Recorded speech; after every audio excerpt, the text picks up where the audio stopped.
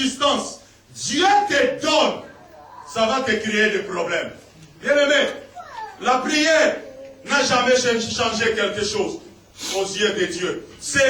Dieu est esclave de sa volonté. Il ne fait que sa volonté, rien que sa volonté. Donc, même quand il prie 12 heures, ou quand il prie 30 heures, sache que si à la fin de toutes choses, Dieu accomplit, c'est pourquoi tu priais, parce que c'était sa volonté. C'est pas parce que toi tu as prié. Mais il y a beaucoup de choses que tu as dans ta vie, tu n'as jamais demandé à Dieu. Mais parce que c'était la volonté de Dieu, Dieu t'a donné. Amen. Dieu dit, je connais ta persévérance. Je sais que si tu dis A, ça reste A. Je sais que si tu regardes, tu vois le but, tu vas ni à gauche, ni à droite. Mais, c'est que j'ai quelque chose contre toi. Bien-aimé, en plus des œuvres, en plus du travail, et en plus de la persévérance, l'église d'Éphèse avait le discernement poussé. Un discernement élevé.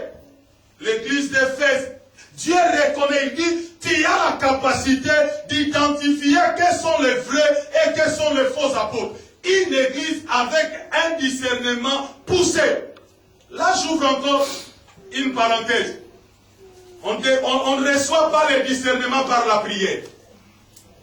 Beaucoup de gens passent leur temps à dire, Seigneur, donne-moi le discernement. Donne-moi le discernement. Je sais que dans l'église où tu vas, on te dit de prier pour le discernement. Mais moi, je te dis ce soir qu'on ne reçoit pas le discernement par la prière.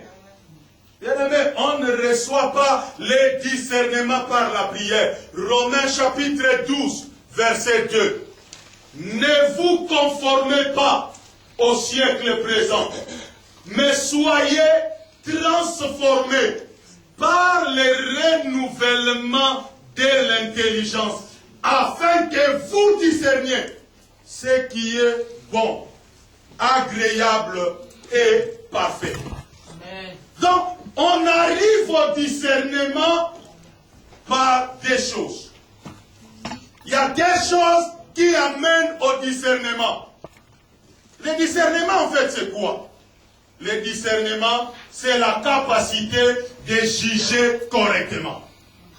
Discerner, c'est la capacité à juger correctement. Alors, on arrive au discernement par deux choses.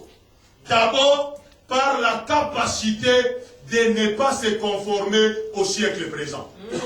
Si tu te conformes au siècle présent, sache que tu auras le syndrome de Dieu dit, mais moi je pense. Ça, c'est le syndrome de l'église actuelle. Dieu dit, mais ma mère avait dit. Dieu dit, mais chez nous on dit. Pour arriver au discernement, on doit éviter d'être conforme au siècle présent. On ne se conforme pas au siècle présent. On dit, moi et le siècle présent, chemin parallèle. Le siècle présent va à gauche, moi je prends la droite, et nos deux voies ne se rencontreront jamais. Ne pas se conformer au siècle présent. Deuxième chose, c'est la transformation par le renouvellement de l'intelligence. Bien-aimés dans le Seigneur, aujourd'hui nous avons une église remplie de païens. Je le répète encore, aujourd'hui nous avons une église sur la terre remplie de païens qui vont aller en enfer. Pourquoi? Parce que beaucoup de gens qui sont dans l'église n'ont que changé la façon de marcher, n'ont que changé les voies de la vie, mais n'ont pas changé leur mentalité. Regarde-toi bien. Regarde bien les gens avec qui tu es dans l'église.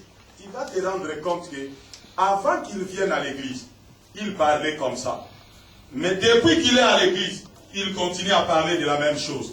Avant qu'il vienne à l'église, il raisonnait comme ça. Depuis qu'il est à l'église, il continue à raisonner de la même façon. Avant qu'il est dans l'église, il réagissait comme ça. Depuis qu'il est dans l'église, il continue. Bien aimé, la première des choses que Jean-Baptiste dit, quand il vient, le message c'était « Répentez-vous ».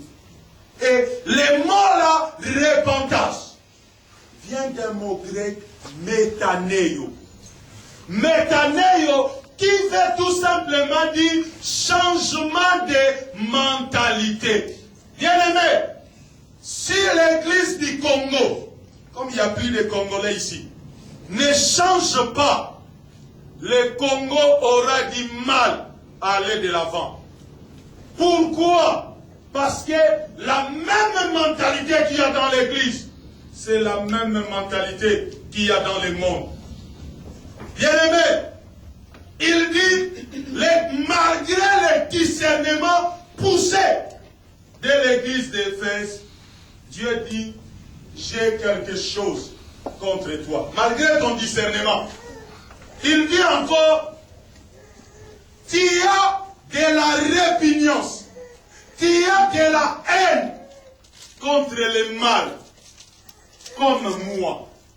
Cette église-là, le Seigneur pouvait s'identifier. Il dit, toi vraiment, tu es le mal comme moi. Donc, Dieu pouvait venir regarder et dire, ah, vraiment cette église, il y a des gens qui ont ma nature. Ils ont ma nature. Moi, j'ai le mal. Eux aussi, et le mal. Mais il dit, malgré la haine du mal, malgré la répugnance du mal, c'est que j'ai une chose contre toi. Il dit, j'ai une chose contre toi. La chose c'est quoi? Il dit, tu as abandonné ton premier amour. Maintenant, je veux que nous parlons un peu du premier amour. Parce que le premier amour là a été préparé dans de mauvaises sauces qui ont créé beaucoup de problèmes et aux gens et à l'église aujourd'hui. Quand moi j'étais converti, on me disait, frère, toi tu étais toujours allé à l'église, mais maintenant tu viens une heure après au culte, tu as abandonné ton premier amour. Mais dans la suite des temps, j'ai lu la Bible, je me suis rendu compte que le premier amour au fait n'est pas attaché aux œuvres et à une activité. Regardez, les œuvres, ils en avaient. Le travail, ils en avaient. La persévérance, ils en avaient. Le discernement, ils en avaient. La crainte de Dieu qu'on appelle, la haine du mal, qu'on appelle couramment la crainte de Dieu, ils en avaient. Ils avaient tout. Donc cela veut dire, dans cette église, il n'y avait pas de gens qui venaient en retard. Cela veut dire que dans cette église, il n'y avait pas de gens qui vivaient dans le concubinage.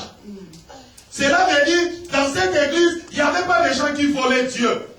Cela veut dire, dans cette église, dans l'air choral, il n'y avait pas de stars et de starlettes.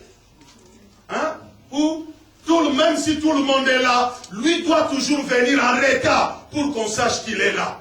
Et quand il vient, hein, vraiment, donc, il faut. Dans cette église-là, il n'y avait pas de pasteur qui attendait que l'église, dans cette église-là, il n'y avait pas de pasteur qui attendait que non, l'église a déjà commencé depuis longtemps. Il est dans le bureau, il est en train de regarder si c'est quoi, ou de lire le journal. Quand les gens vont adorer, lui va venir entrer comme un père saint. Il vient devant la chaise, il s'agenouille. Là, il fait comme s'il a vu Dieu. Hein? Il est en train de dire des bêtises. Après, il va se lever, il prend le micro, il dit, lèvons-nous, on va encore adorer Dieu. Mais nous, on a déjà adoré. Pendant que nous, on a adoré, toi, tu étais là-bas, on a fini d'adorer, toi, tu viens, qu'on adore encore Dieu. Et quand vous allez maintenant commencer à adorer, il prend le micro, il met très haut. Commence à crier dans les oreilles des gens parce qu'ils croient que c'est en criant qu'il y a l'onction. En fait, c'est quoi l'onction? En fait, on ne va pas parler de l'onction faute du temps. Il dit, malgré, dans cette église-là, il n'y avait pas de pasteur ou des apôtres ou des évangélistes qui volaient les autres par les faux messages de la prospérité.